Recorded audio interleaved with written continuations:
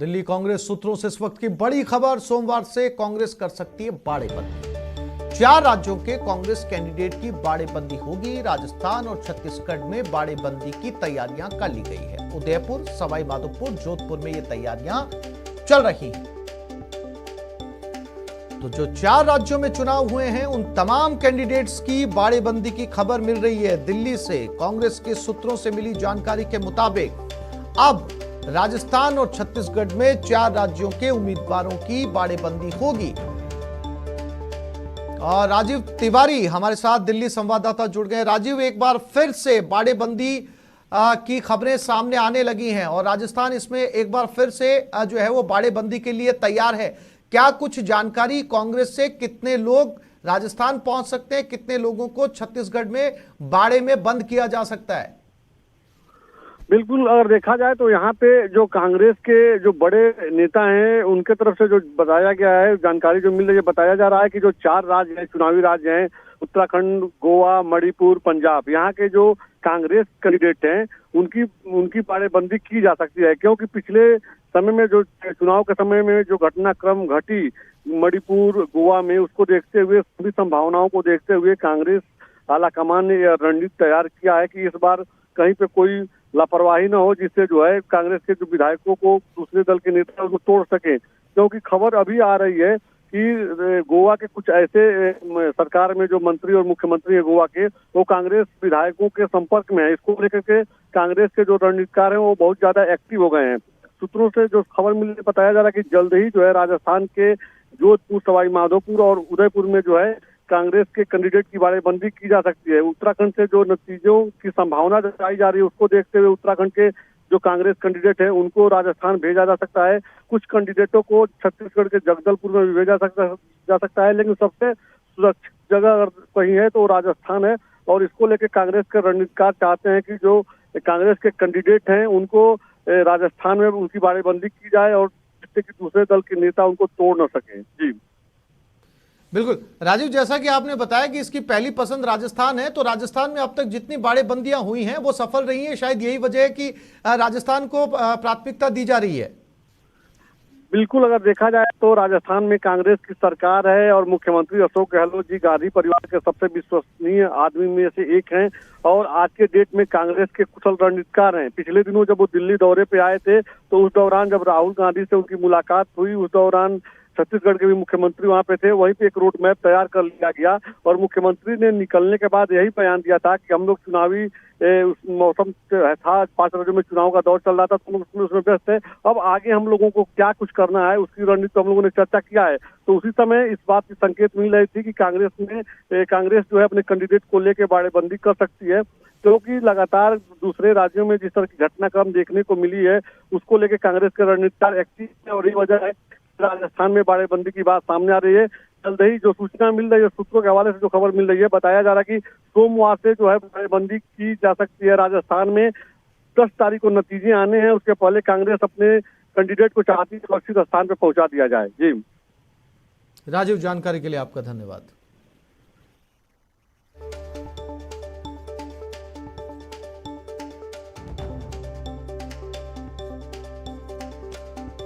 और चित्तौड़गढ़ कोर्ट पहुंचा ऑडियो कांड। पीड़ित एसएचओ संजय गुर्जर ने इस्तगासा पेश किया है। रावत भाटा एसीजेएम कोर्ट ने बयान दर्ज करवाया। एसओचे ने कहा, ऑडियो गलत निकला तो मैं इस्तीफा दे दूंगा। विधायक पर राजकीय कार्य में बाधा डालने का आरोप है। एक केस में युवक को गिरफ्तार करने का दबाव दिया। विधायक राजेंद्र सिंह बिधूड़ी का ऑडियो वायरल हो गया। एसएचओ से गाली गलौज का ऑडियो वायरल हो रहा है। शाम को करीब 5:30 बजे मैं अपनी सीट पर बैठकर राजकार्य कर रहा था। उस टाइम विधायक साहब का कॉल मेरे पास आता है और वो मुझे संजय वधवा को ज़बरदस्ती गिरफ्तार करने के लिए कहते हैं। मैंने उनको काफ़ी निवेदन किया कि सर जो लीगल कार्रवाई होगी विधि सम्मत की जाएगी। उन्होंने कहा नहीं उसको तो गिरफ्तार करना है, ये धारा लगानी है, वो लगा। मैंने कहा सर आप प्लीज़ अनुसंधान से जो आएगा सामने वो बिल्कुल हम करेंगे विधि सम्मत। इसी बात पर माननीय विधायक साहब ने आपा खो दिया, भड़क गए और मुझे भद्दी भद्दी गालियाँ दी।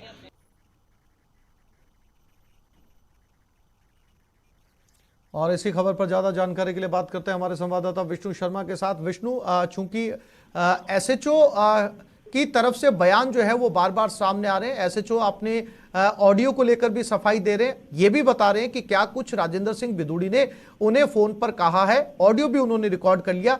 लेकिन क्या विष्णु अभी तक विधायक की तरफ से इस पूरे मामले को लेकर कोई प्रतिक्रिया सामने आई है? देखिए, विधायक की तरफ से सिर्फ इतनी ही प्रतिक्रिया सामने आई है कि ये ऑडियो जो है मेरा नहीं है, इसमें आवाज जो है वो मेरी नहीं है, इस आवाज में जो भी कंटेंट है उनको एडिट करके और एसएचओ की तरफ से पेश किया गया है। मैंने कोई गाली गलौच एसएचओ की तरफ से नहीं की गई है। वहीं जो एसएचओ संजय गुर्जर है, जो कि सब इंस्पेक्टर पे है और भैंसागढ़ जो थाना था वहां पर लगे हुए थे, उनका ये कहना है कि यदि ये ऑडियो जांच में गलत साबित हो गया तो मैं इस्तीफा दे दूंगा। उनका कहना है कि ये ऑडियो बिल्कुल सही है और मुझे गालियां दी गई थी, मुझ पर दबाव बनाया गया था किसी आरोपी को गिरफ्तार करने के लिए। जब मैंने ऐसा नहीं किया तो विधायक महोदय ने मुझे लगातार गालियां दी, बहुत भद्दी गालियां दी, जिसको मैं बिल्कुल बर्दाश्त नहीं कर सका। लेकिन चूंकि मैं लोक सेवक हूँ, वर्दी की ड्यूटी में हूँ, इसलिए मैं कुछ ज्यादा उनसे कह नहीं सका। और 7 मिनट तक आपको बता दें कि विधायक ने लगातार कम से कम 100 से ज्यादा गालियां जो है लगातार सब इंस्पेक्टर को बकी। जी विष्णु, अब चूंकि मामला चित्तौड़गढ़ कोर्ट भी पहुंच गया है, तो ऐसे में जो है वो जो पीड़ित खुद को बता रहे हैं एसएचओ, क्या अपनी सीट पर रहेंगे या केस के लिए जो है उनके वो जो है वो पुलिस लाइन में जाएंगे, या पीएचक्यू से डीजीपी की मदद के लिए भी उन्होंने कोई प्रयास किया इस पूरे मामले को लेकर? देखिए, 2 मार्च को जब ये ऑडियो वायरल हुआ, उसी दौरान शाम तक ये सूचना भी आई कि जो एसएचओ है वो एसपी के सामने पेश हुए। एसपी जो प्रीति जैन है उनके सामने पेश हुए संजय गुर्जर। उन्होंने कहा कि मुझे थाने में नहीं रहना है, मुझे आप लाइन में भेज दीजिए। जिसके बाद संजय गुर्जर को लाइन में भेज दिया गया। उसी के बाद एसएचओ जो संजय गुर्जर हैं वो कोई रावत भाटा एसीजी कोर्ट में पहुंचे, वहां उन्होंने इस पूरे मामले के बयान दर्ज कराए। साथ में उन्होंने इस्तीफा भी पेश किया, जिसमें उन्होंने राजकार्य में बाधा उत्पन्न करने का मामला दर्ज कराया है। और अभी ये मैं आपको ये बता दूं कि अभी सिर्फ इस्तीफा हुआ है, अभी इसकी एफआईआर दर्ज होगी, इसमें बयान होंगे और पूरे जो मामले की जांच है, चूंकि सामने जो एमएलए हैं, इसलिए इस पूरे मामले की जांच सीआईडी को सौंपी जाएगी। इसके पहले कोई जांच जो आप कह सकते हैं कि पुलिस में कोई और कानून नहीं है कि थाना स्तर पे उनके खिलाफ कोई कार्रवाई की जाए। आप जानते हैं कि सीआईडी में जाने के बाद फाइल कितने लंबे समय तक वहां पर लंबित होती है, जांच चलती रहती है, सरकारें बदल जाती है, कोई एमएलए रहता है, कोई एमएलए से हट जाता है। तो ऐसे में विधायक जो हैं वो भी आश्वस्त ही होंगे कि अभी बहुत लंबी मतलब इस कानूनी प्रक्रिया को बहुत लंबा गुजरना है और सीआईडी सीबी तक पहुंचता है। वहां भी जांच कब तक होगी, कब पुलिस ही अपने पुलिस। जी विष्णु, जानकारी के लिए आपका धन्यवाद।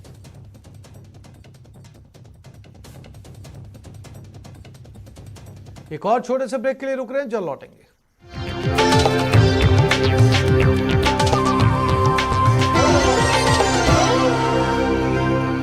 होगा धमाल, धोरों में गूंजेगा संगीत।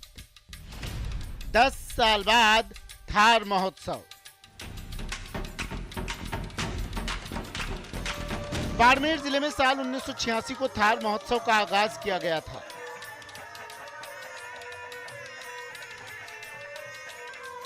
इसके बाद साल 2012 में थार महोत्सव का आयोजन बंद कर दिया गया।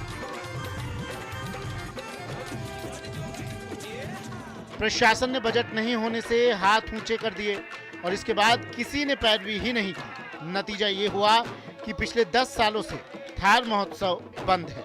अब एक बार फिर थार नगरी रंग बिरंगी रोशनियों से गुलजार होती नजर आएगी। 28 मार्च से 30 मार्च तक बाड़मेर में थार महोत्सव का आयोजन किया जाएगा। मीटिंग के अंदर 28, 29 और 30 मार्च को थार महोत्सव को बड़े भव्य स्तर पर मनाने के लिए काफ़ी चर्चा हुई और इस बार काफ़ी कलेक्टर महोदय ने सभी संस्थाओं की सभी लोगों से राय भी ली और इस भव्य आयोजन के लिए अच्छी चर्चा हुई है और थार महोत्सव को इस बार भव्य स्तर पर मनाया जाएगा। थार महोत्सव की तैयारियों को लेकर बाड़मेर जिला कलेक्टर लोकबंधु यादव ने बैठक कर थार महोत्सव के सफल आयोजन को लेकर चर्चा की।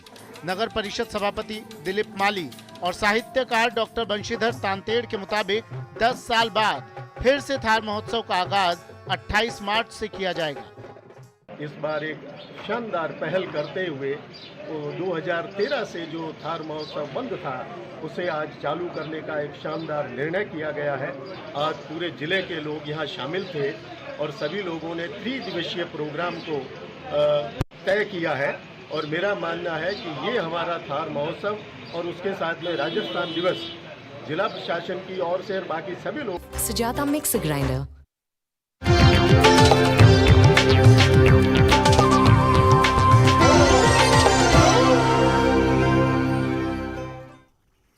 चित्तौड़गढ़ के लूंकड़ी में पुलिस ने अफीम की अवैध खेती करने के आरोप में एक शख्स को गिरफ्तार किया है। पुलिस ने सूचना के आधार पर नेवरिया ग्राम पंचायत के लूंकड़ी गांव के खेत पर छापा मारा।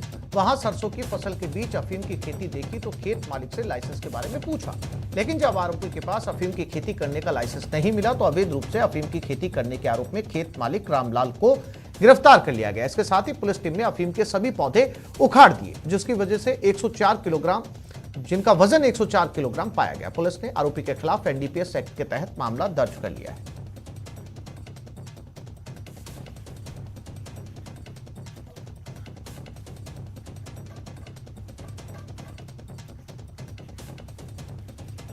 और अब बात राजसमंद की, जहां पर चोरों का आतंक दिन पर दिन बढ़ता जा रहा है। केलवाड़ा थाने में 3.5 लाख के 7 बिजली ट्रांसफार्मर चोरी का मामला सामने आया। रात में गांव और खेत पर लगे 7 बिजली ट्रांसफार्मर को लेकर फरार हो गए। अजमेर विद्युत निगम ने मुंडोतिया थाने में रिपोर्ट दी है। पुलिस ने रिपोर्ट के आधार पर जांच शुरू कर दी है।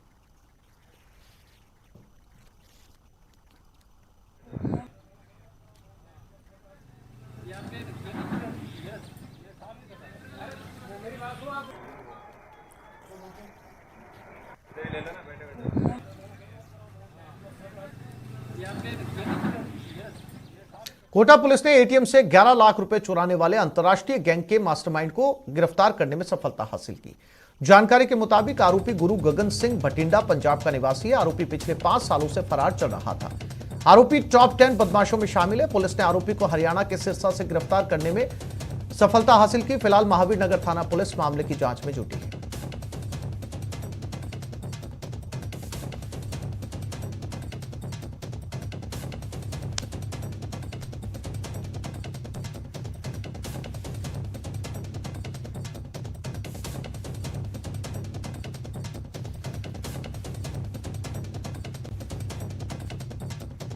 और जयपुर में कार रैली का आयोजन। महिला दिवस को लेकर जागरूकता रैली। कैंसर के प्रति जागरूकता करने के लिए रैली निकाली जा रही है। पिंको मेनिया क्लब और एमजीएच की ओर से यह आयोजन किया जा रहा है।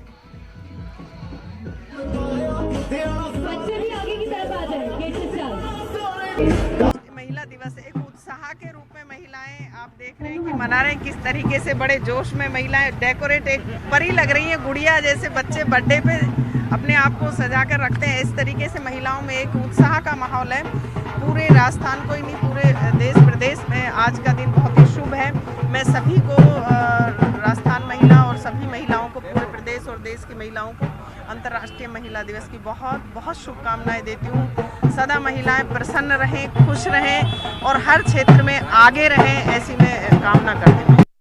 पिंक्स विमेन रैली के अंदर यहाँ पर आए हैं और लास्ट ईयर भी हमने पार्टिसिपेट किया था। इस बार कैंसर अवेयरनेस को लेके ये जो कैंपेन है, इसमें हमने जो थीम लिया है वो आशा, होप को लिया है कि कितनी बड़ी डिजीज हो, कितना जैसे कैंसर हो, क्रिटिकल डिजीज हो, लेकिन आशा कभी नहीं छोड़नी चाहिए, होप हमेशा रहना चाहिए। सेकंड टाइम इसमें पार्टिसिपेट कर रही हूँ। मैंने लास्ट ईयर भी पार्टिसिपेट किया था।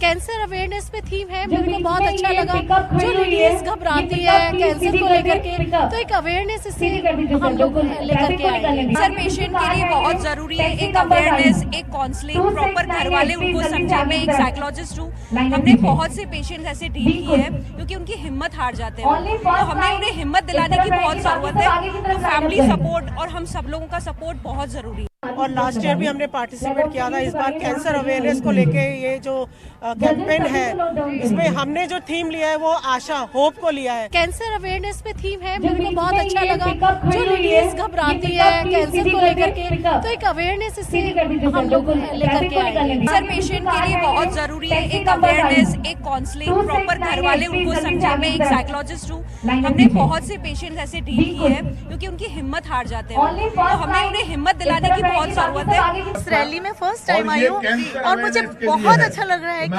महिलाएं जो बढ़ चढ़ करके भाग ले रही हैं और कैंसर अवेयरनेस के लिए इतनी सारी अवेयरनेस फैला चुके हैं। रैली में इट्स वेरी गुड, इसमें अवेयरनेस का बहुत अच्छा है, वेरी गुड कि सिर्फ लेडीज में बहुत अवेयरनेस है।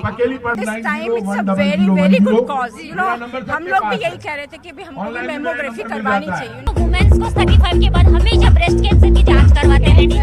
अब तो मंत्री महोदय भी हमारे बीच में आ चुके हैं, तो अब हमारे पास 10 मिनट की परमिशन दी है, तो अगस्त आपकी दिल की इच्छा जरूर पूरी होने वाली है। महिलाओं में स्वास्थ्य के प्रति जागरूकता लाने को लेकर आज 12 शहर में रन फॉर नारी कार्यक्रम का आयोजन किया गया। महिला दिवस के अवसर पर रनर्स क्लब की ओर से आयोजित इस दौड़ कार्यक्रम जिले के 250 से ज्यादा महिलाओं और युवतियों ने हिस्सा लिया। कोटा रोड स्थित खेल मैदान से जिला प्रमुख उर्मिला जैन भाया ने दौड़ को हरी झंडी दिखाकर रवाना किया। दौड़ कोटा रोड, अस्पताल रोड, धर्मादा चौराहा होते हुए प्रताप चौक पर समाप्त हुई, जहां इस दौड़ में हिस्सा लेने वाले सभी प्रतिभागियों का मेडल पहनाकर सम्मान किया गया। इस दौरान पहली बार शहर में अपने फिटनेस को लेकर महिलाओं में जागृति देखी गई।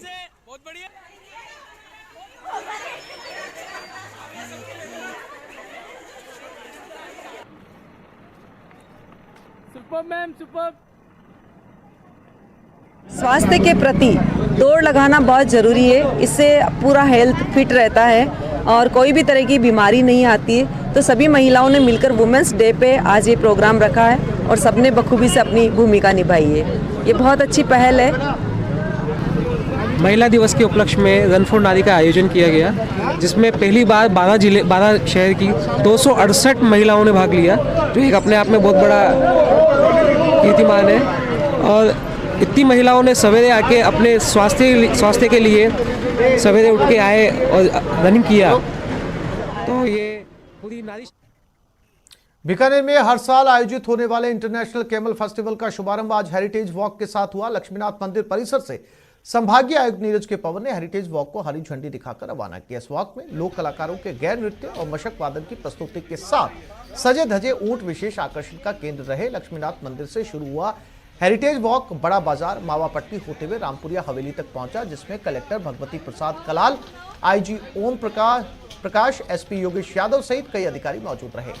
3 दिन के इस उत्सव के दौरान देश और विदेश के पर्यटक अनेक आयोजनों में हिस्सा लेंगे, जिसमें ऊंट सज्जा, ऊंट दौड़, ऊंट फर कटिंग, ऊंट नृत्य, मिस्टर बिकाना, मिस मरवन, कुश्ती, रस्साकशी और महिलाओं की मटका दौड़ का आयोजन होगा। बीकानेर में आज से 3 दिवसीय अंतर्राष्ट्रीय कैमल फेस्टिवल का आयोजन किया जा रहा है। इसमें बहुत सारे ऐसे आयोजन होंगे जो कि बीकानेर की धरा पर पहली बार होने जा रहे हैं। बीकानेर के टूरिज्म को, यहाँ की कला संस्कृति को आगे लाने में ये आयोजन बड़े सफल सिद्ध होंगे। हमें पूरा विश्वास है कि कोरोना को पृष्ठभूमि में छोड़ते हुए यहाँ के टूरिज्म को नई ऊंचाइयाँ मिलेगी। तो इस आयोजन के माध्यम से ये शुरुआत होगी कि बीकानेर की कला संस्कृति को हम न केवल देसी बल्कि परदेसी टूरिस्ट के भी सामने ला सकें। कोरोना के कारण पिछले वर्ष कैमल फेस्टिवल का आयोजन नहीं हो सका था। इस बार हम अपने शेड्यूल से थोड़ा सा लेट हैं, लेकिन पर्यटन के क्षेत्र में फिर से बस क्रिएट करने के लिए, पर्यटकों को बीकानेर की ओर आकर्षित करने के लिए 6 से 8 मार्च तक ये आयोजन किया जा रहा है। और इस बार जो है यहाँ के नागरिकों को कैमल फेस्टिवल में शामिल कराने के लिए 2 आकर्षक गतिविधियाँ भी आयोजित की जा रही है। ये है बीकानेर कार्निवल, जिसमें बीकानेर के हिस्ट्री, कल्चर, यहाँ की रूरल लाइफ को जोड़कर एक कार्निवल निकाला जाएगा, ताकि विभिन्न लोग आकर उसमें जुड़ सकें, एंजॉय कर सकें। और सेकंड, युवाओं को आकर्षित करने के लिए यहाँ पर मोटर पैराग्लाइडिंग और स्कूटर ड्राइव का रायसर में आयोजन किया। 3 दिवसीय अंतर्राष्ट्रीय ऊंट उत्सव का आगाज आज से बीकानेर में हो गया है और अभी आप देख रहे हैं कि हेरिटेज वॉक निकल रही है, जिसमें ऊंटों पर सजे जवान और उसके साथ में जो है स्थानीय कलाकारों के साथ साथ बाहर से आए कलाकार भी अपनी प्रस्तुतियां दे रहे हैं। मैं कैमरामैन को कहूँगा दिखाएं किस तरीके से जो कलाकार हैं वो अलग प्रदेश के अलग अलग अंचलों से यहाँ बीकानेर में आए हैं और पूरे जो हेरिटेज वॉक है उसके दौरान जो है वो कलाकार और जो स्थानीय नागरिक हैं वो इसमें शामिल हो रहे हैं। और ऊँटों पर जो है वो रोबीले भी यहाँ देखने को मिल रहे हैं, तो बहरूपिये भी यहाँ आपको देखने को मिलेंगे। और ये जो दाढ़ी और मूछ के जो जवान यहाँ आ रहे हैं वो इन्हें रोबीले के रूप में यहाँ जाना जाता है। राजस्थानी पोशाक में लंबी मूछों और घनी दाढ़ी के साथ जो ये रोबीले हैं वो पूरी तरीके से यहाँ आ रहे हैं। और इसके साथ तो इस बुलेटिन में फिलहाल इतना ही। नमस्कार।